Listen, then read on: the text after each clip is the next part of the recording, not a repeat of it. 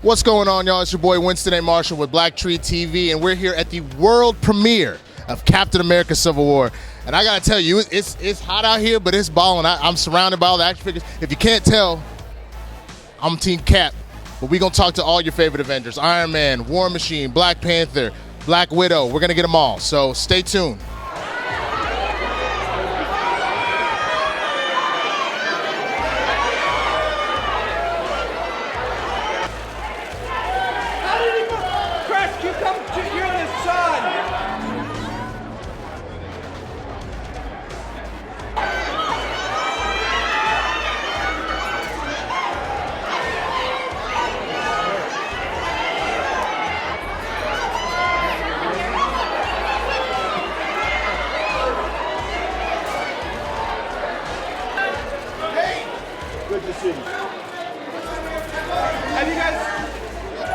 I know another movie with War Machine in it. Is there anything special we can expect out of this film at all from it? I don't know, because I haven't seen it yet. So I just, after the trailer, I just hope I live.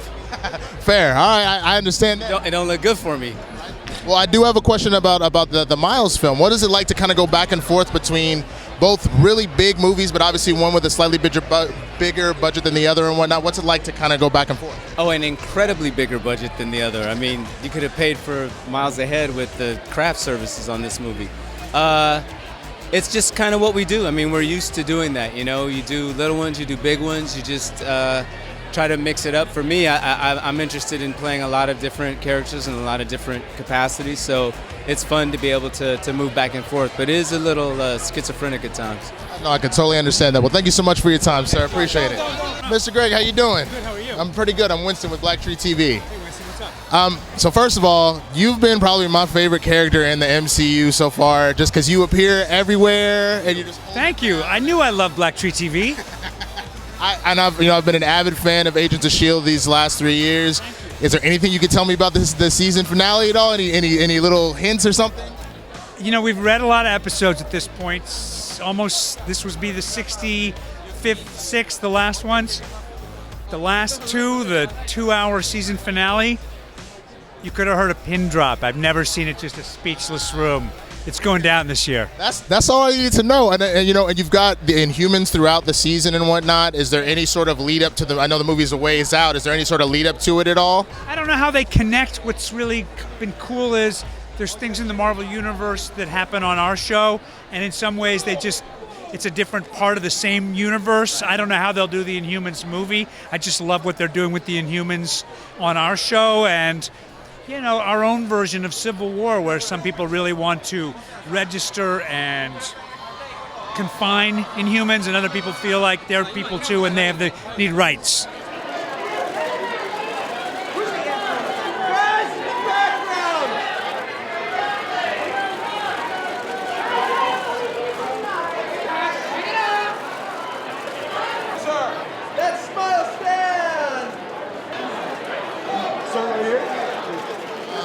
What's it like to join this giant MCU out here and be a part of this crowd? Well, this is the interesting thing. Like, when I first got the job to write Luke Cage, I had to keep it a secret for months. I haven't been able to talk about it. This is really the first time in front of a microphone I've even said the words Luke Cage. So this is a coming out party. It is, because it's on the internet now. I mean, our code name was Tiara. Like, we couldn't even talk about it. So to even be able to say Luke Cage, Misty Knight, September 30th, Netflix, exclusively, is a dream come true. I'm ready. That teaser was great. At the end of Daredevil season 2, it was amazing. And I have a question: were you really a part of any of the Jessica Jones stuff with Luke at all, or was that kind of its own separate entity? Or it's all one family. I mean, the thing is, it's like I know Melissa the same way I know Doug and Marco. I knew Stephen tonight and know Stephen tonight. We all talk. And as a result, I mean, our storylines meld together. We're in the same building. Our writers' rooms are adjacent to each other. So, I hope y'all don't know where we work and break in, because you'll get a bunch of secrets on all these shows. It's just sitting there. Just wait for the take. Well, you shouldn't have told me that. Now I know what I'm doing when the red carpet's over. No, but for real, is there anything that you can, any sort of little tidbit or something you can give us about Luke Cage and what's coming out this fall at all? Any tidbits? Little something, little nugget, No, are you kidding me? There is a sniper. You think that's Zara? It's not Zara. You see him? I was wondering, there was feedback. It's a red dot. Trained. I'll give you one tip, but if you break the law, Miss United will throw your ass in jail. That's all I needed to know. So what was the training like for the actual show and whatnot? You know, I have this amazing trainer who kicked my butt every day. And then, of course, her name is Janelle Stevens, Prowess PT Fitness. But there was also just gun training, and it was a lot of fun. I mean, but they would literally come to set and be like, okay, so you're going to shoot this guy and then disarm him and kick somebody in the face. And I'm like, okay, we're going to do this today. No practice, huh? We just going to do that okay. It's going up on a Tuesday, right? Yes, on a Tuesday. Well, one thing, when you look at Luke Cage as a character throughout the history of the Marvel Universe, he basically had a 70s blaxploitation vibe. I mean, he was influenced by Shaft. He was like Shaft with superpowers. Yeah. With us, it's basically a mid-90s hip-hop vibe. So, I would say, Illmatic, Enter the 36 Chambers, Midnight Marauders is influencing the aesthetics of the show. They're all some of my favorite albums. I mean, we've got Ali Shaheed Muhammad from A Tribe Called Quest and Adrian Young scoring the show. I mean, we come with it. I'm glad to hear that. Last question, real quick.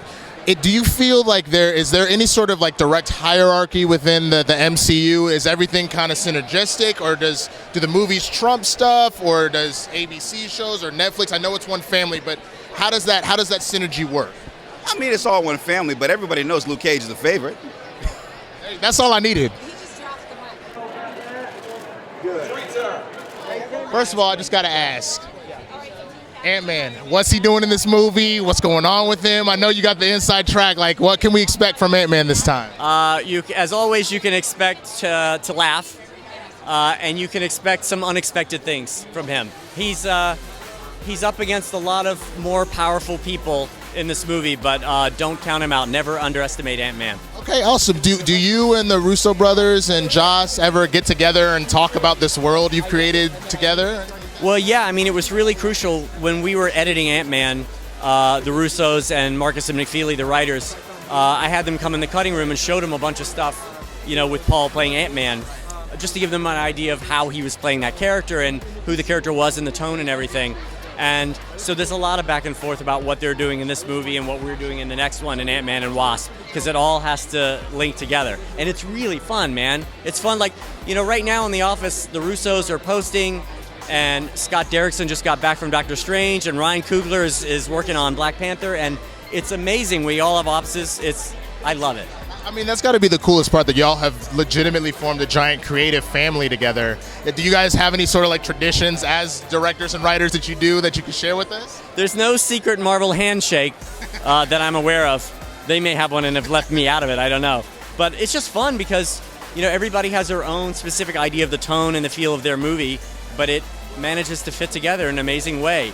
And particularly now, because the Russos are starting Infinity War soon, and our movie has to sort of dovetail with that. So it's very complicated, but really fun. Yeah. So what's it like to transition from Jessica Jones into your own full-on blown show, man? It was actually easier than people thought, because I had only 3 weeks off. It wasn't like I had a lot of time off. And everybody who worked on Jessica Jones's show, all the director of photography, the producers, the sound people, the hair and makeup, it's the same crew. So I just went back to work with the same crew, and some different actors came aboard. I'm playing a different character, and I'm doing more days, and I'm having more to say. That's it's kind of kept going, Well, is there any, I know they already warned me that you can't give anything away because they're Marvel snipers everywhere. Exactly. See, the clip. I'm bulletproof. See, they don't know that, though. Well, see, give me something. Give me a little nugget, man. What can we? That teaser was cooked. That was dope. I know, and they only gave you a little snit. I'll put it this way: that teaser that they gave you, they actually cut out 90% of that scene. So what you saw was the end of something that was a lot bigger than that. So you're going, wow, that's a little nugget. Yeah. That's all I needed. What can take out Luke, man? I mean, the unbreakable skin, the strength, what can stop him? It's the ladies, man. The ladies. You got to watch out for the ladies. That's what it is. He's got a soft spot for the ladies. As you know from Jessica, he's a widower. He's hurt, and he's kind of trying to find his way around and trying to put his life back together. So he's a little bit susceptible to the young ladies. That's what he's got to watch out for. Okay, Agents of S.H.I.E.L.D. is killing it right now. Man, all season I've been watching you just tear things up. We got to get introduced to your brother, which was pretty cool. Yeah. What can we expect with the end of the season, man? Chaos. I'm going to tell you. You know, Civil War is, it's dividing the teams, obviously. And you're going to see that happen with our team. I can't give away too much, but it's going to filter down to us with the Inhumans and the humans and who can you trust. That kind of thing, yeah. So does Mac eventually become an Inhuman? Do we get to see any powers? I can't say anything. Okay, if you could have a power, what would you want, man? Oh. All right, let me tell you this. One time I was answering this with one of my, co-stars, whatever. And he goes, no, first I said strength and speed. Then they put the mic on him and he goes, the power to heal. It made me look like a punk. So I'm going to say the power to heal. Because, I mean, that's not bad, but what if you want to you're like, oh, I want to go visit my homies in Tokyo. Let me just teleport real quick. You don't want flight or teleportation or nothing? Honestly, I would say speed would be incredible. Oh, yeah, speed. Yeah. It'd be amazing, right? Yeah. Because then you could play every sport. You just be running past everybody. Yeah. Save people and make money. All right, that's it here at the Captain America Civil War world premiere.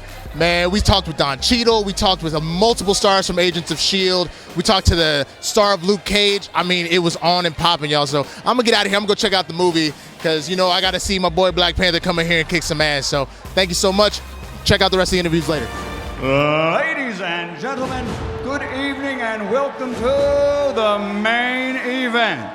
This is the world premiere of Marvel's Captain America Civil War. Tonight here at the Dolby Theater in Hollywood, California, USA, we are about to witness an epic event, an epic adventure. So ladies and gentlemen, let me ask you, are you ready for the thousands in attendance and the millions of Marvel fans around the world who wish they could be here? Ladies and gentlemen, let's get ready to rumble! This is the cast of Captain America Civil War.